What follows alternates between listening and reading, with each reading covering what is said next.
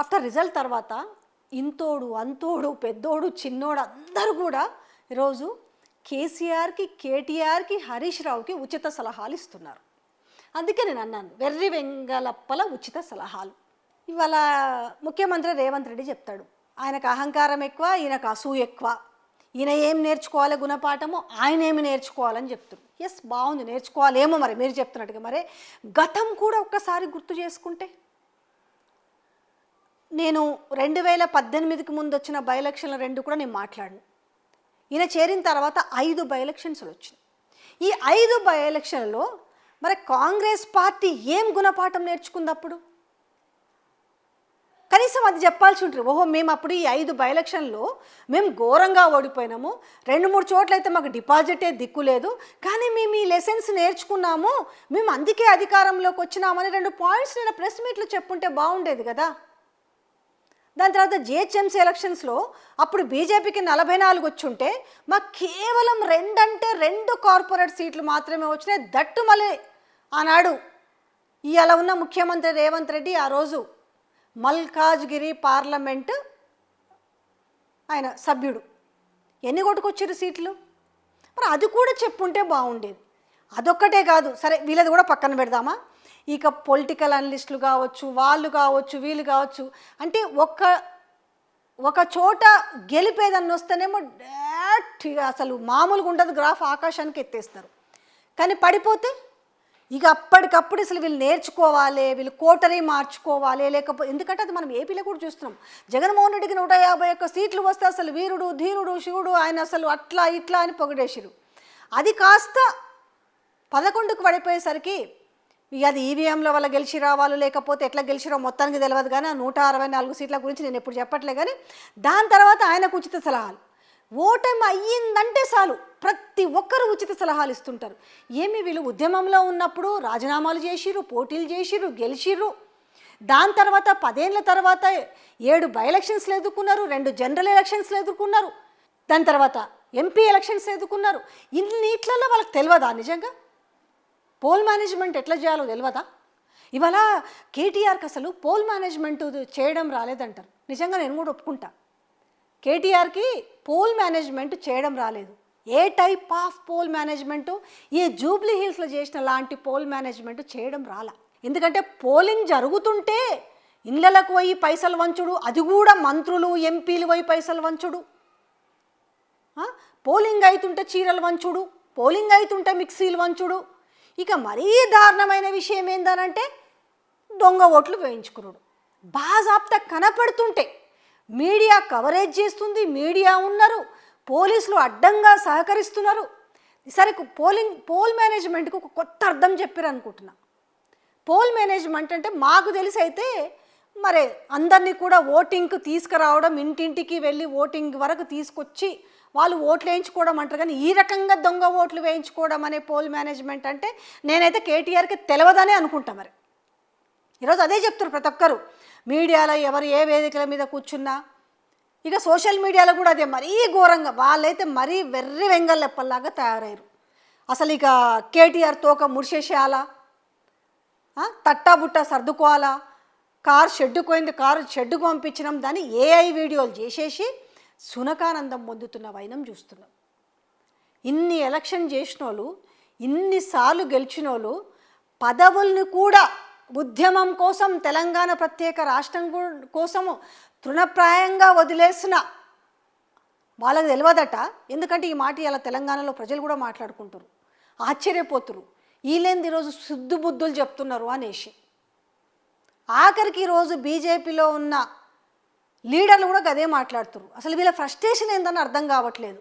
అంటే ఇక్కడ ఇంత జరిగినప్పటికి కూడా అసలు ఫ్రస్ట్రేషన్ ఏంటి చెప్పనా? వీళ్ళు ఇచ్చే ఉచిత సలహాల కారణం ఏంటి తెలుసా? ఇంత జరిగినా కూడా 38% ఓట్లను సంపాదించుకున్నారు. ఎందుకంటే ఒక్కసారి మనం గతంలోకి వెళ్తే 7 బై ఎలక్షన్స్లో ఎక్కడ కూడా కాంగ్రెస్ పార్టీకి 38% ఓట్లు రాలేదు, కేవలం 37% వచ్చింది ఒక దగ్గర. అది కూడా నాగార్జున సాగర్ బై ఎలక్షన్లో అది పెద్దలు జానారెడ్డి గారికి వచ్చిన ఓట్లు. ఇంకా ఆయన ఎంత సీనియర్ రాజకీయ నాయకుడు అందరికీ తెలిసిన విషయమే. ఇది మర్చిపోయేసి ఈరోజు ప్రతి ఒక్కరు, ఈవెందా కొందరు సోకాళ్ళు జర్నలిస్టులు అనేటోళ్ళు కూడా అసలు అసలు ఈయనకు ఇది చెప్పాల్సి ఉండే, ఇది ఇట్లా చేయాల్సి ఉండే, వీళ్ళే పెద్దగా దగ్గరుండి గతంలో బీభత్సమైన ఎలక్షన్స్ అన్నీ గెలిపించినట్టుగా ఈ చర్చ బాగా నడుస్తుంది. ఈరోజు ఎవరిలో మాట్లాడినా కూడా అసలు వాళ్ళ తీరు మార్చుకోవాలి. ఎందుకనంటే ఆ మాట స్వయాన ముఖ్యమంత్రి రేవంత్ రెడ్డి కూడా చెప్తుండే కదా, ఒక ఆయన అహంకారాన్ని తగ్గించుకోవాలి, ఒక ఆయన అసూయ తగ్గించుకోవాలి. అయితే మంత్రులు ఏమంటారు తెలుసా, ఇది ఆఫ్ ద రికార్డులో జరుగుతున్న చర్చ వాళ్ళ దాంట్లో. అసలు ముందు ఈయన తగ్గించుకోవాలి అహంకారాన్ని, మంత్రుల మీద ఈయన చూపిస్తున్న అహంకారాన్ని తగ్గించుకోవాలి, మంత్రుల మీద ఈయన రాతలు రాపిస్తున్నారు కదా అహంకారపు రాతలు, ఇది తగ్గించుకోవాలని చెప్తారు. అంటే ఒక సలహా మనం ఇచ్చేటప్పుడు అది మనం పాటిస్తున్నామా లేదా అని చూసుకుంటే అది వర్కౌట్ అవుతుంది. ఈరోజు ఆ డిస్కషన్ భారీగా జరుగుతుంది. వాళ్ళకి తెలియదా ఈరోజు ఎందుకు జూబ్లీ ఒక్క కొత్త అభ్యర్థి, కొత్త మీన్స్ అని అంటే మాగంటి గోపీనాథ్ అక్కడ 3 దఫాలుగా ఆయన ఎమ్మెల్యే, ఆయన అకాల మరణము, వాళ్ళ సతీమణి ఎప్పుడు పబ్లిక్లోకి రాలేదు, ఆమె ఏ రాజకీయ సమావేశాలు చేయలేదు. ఈ 3 సార్లలో ఆయన గోపీనాథ్ వెనుక ఆమె ఎప్పుడు కూడా ఒక్కసారి కూడా ఆమె క్యాంపెయినింగ్ చేయలేదు, ఆమె విడిగా క్యాంపెయినింగ్ చేయలేదు. అట్లాంటి వ్యక్తిని తీసుకొచ్చి వాళ్ళు ఈరోజు ఒక పోరాటం చేసిరని చెప్పాలి. మ్యాక్సిమం వాళ్ళ అక్రమాలని అరికట్టేందుకు మ్యాక్సిమం ప్రయత్నం చేసిరు, అరికట్టగలిగినరు. ఆ మాత్రం అరికట్టలేకపోయి ఉంటే నిజంగానే ఈరోజు కాంగ్రెస్ అభ్యర్థి చెప్పినట్టుగా 40,000 మెజార్టీ వచ్చేది. ఆపగలిగినరు కాబట్టే అది 24,000 చిల్లరకి కనీసం కట్టడి చేయగలిగినరు. ఇది కూడా చెప్పాలి. కనీసం గతంలో ఏం జరిగింది, గత ఉప ఎన్నికల గురించి మాట్లాడాలి, గత 10 ఏళ్లలో కాంగ్రెస్ ఎందుకు ఫెయిల్ అయిందో కూడా చెప్పాలి. ఇప్పుడు ఆల్రెడీ ప్రజలు మార్పును కోరుకున్నారు కాబట్టే కదా 2023 జనరల్ ఎలక్షన్స్లో 1.8%, ఆ 1.8% ఓట్ల తేడాతోటే సీట్లు మారినాయి అనే విషయం తెలుసు. 39 వీళ్ళకి వస్తే 64 వాళ్ళకు వచ్చినాయి, +1 అలయన్స్ వల్ల 1 సిపిఐ వాళ్ళది 65 వచ్చినాయి. మార్పే కదా. ఆ మార్పుని ఆ 1.8% ప్రజలు కోరుకున్నారు కాబట్టి కాంగ్రెస్ ఏదో వీరోచితంగా పోరాడిందని కాదు, వీళ్ళిచ్చిన మేనిఫెస్టోని చూసిరు, సరే మార్పును చూద్దాం ఏ విధంగా ఉంటుందనేసి ఆ మార్పుకు ఓటేసిరు. ఆ మార్పు కాస్త ఈరోజు 24 నెలల పీరియడ్లోనే ఎంత వ్యతిరేకత మూటగట్టుకుందనే విషయము ఖచ్చితంగా ఈరోజు కాంగ్రెస్ పార్టీలో ఉన్న లీడర్లకు తెలియదా? జూబ్లీ హిల్స్ ఏ విధంగా గెలిచినాం అనేది ఈరోజు ప్రతి ఒక్కరికి తెలుసాడు. ముఖ్యమంత్రికి తెలుసు, అభ్యర్థికి తెలుసు, మంత్రులకి తెలుసు. ఏం చేస్తే, ఎంత తొండి గేమ్ ఆడితే గెలిచిరు, ఎంత అరాచకం చేస్తే గెలిచిరు అనే విషయం వాళ్ళకు కూడా తెలుసు. కానీ ఇవాళ ఒక్కసారిగా అంటే అటు పార్లమెంటులో 0 వచ్చిందని చెప్పేసి, ఇవాళ బై ఎలక్షన్లో గెలవలేకపోయిందని చెప్పేసి ప్రతి ఒక్కరు సలహాలు ఇస్తున్నారు. కానీ జనరల్గా కొంతమంది మాట్లాడుకుంటున్నారు. ఈరోజు బీఆర్ఎస్ లీడర్లు మాట్లాడుకుంటున్న మాట కావచ్చు, కొంతమంది రాజకీయ విశ్లేషకులు కొంతమంది చేస్తున్నారు. ఇవాళ ఈ పరిస్థితి రేపు లోకల్ బాడీ ఎలక్షన్స్లో ఉండదు. ఎందుకు ఇవాళ సర్వేలు చేసిన ఎవరైతే ఉన్నారో వాళ్ళు కూడా డిబేట్లో కూర్చొని చెప్తున్నారు, ఇది జూబ్లీ హిల్స్ వరకు మాత్రమే వర్తిస్తుంది, కానీ లోకల్ బాడీస్లో ఈ పరిస్థితి ఉండదు. కాంగ్రెస్ పార్టీ చాలా గడ్డు పరిస్థితి ఎదుర్కోవాల్సి వస్తుంది. అర్బన్కి రూరల్కి చాలా తేడా ఉంటుంది.